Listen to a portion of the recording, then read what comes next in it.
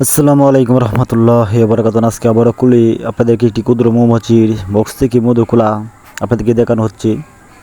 দেখেন এই বক্সটি, এটা হলো একটি সাধারণত বক্স যেটার হানি চেম্বার হয় না।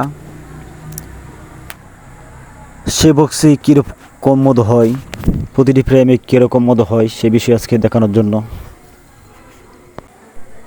এবং আপনাদেরকে একটি কথা বলবো। কথাটি হলো, এই ক্ষুদ্র মৌমাছির বক্সে মধু হয়ে গেলে, মধুগুলো না খুললে এই বক্সের কী ক্ষতি হতে পারে,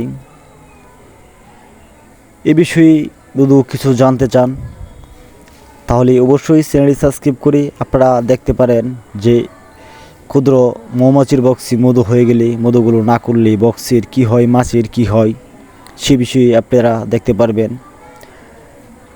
দেখেন, এই ফ্রেমটির মধ্যে এরকম মধু হয়ে থাকে। এটা খুবই সুন্দর একটি মধুর ফ্রেম, এবং আপনারাও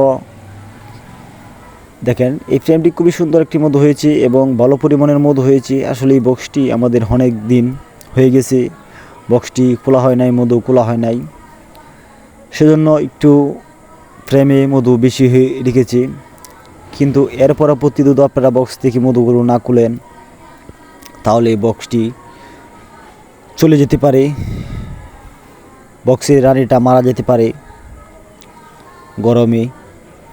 এই জন্য আপনারা মধু যখন বক্সে হয়ে যাবে অবশ্যই বক্সটি মধুগুলো খুলে নেবেন যেভাবেই পারেন। দেখেন এই বক্সে এরকম মধু হয়ে থাকে এবং আপনাদেরকে আগে দেখিয়েছি। এ বিষয়ে বিস্তারিত জানতে চাইলে অবশ্যই চ্যানেলটি সাবস্ক্রাইব করে আমাদের কাছ থেকে এগুলা জানতে পারবেন মৌমাছি সম্পর্কে বিস্তারিত। সে বলে বিদায় নিলাম। আসসালামু আলাইকুম রহমতুল্লাহি ওয়া বারাকাতুহু। ভালো থাকুন সকলেই।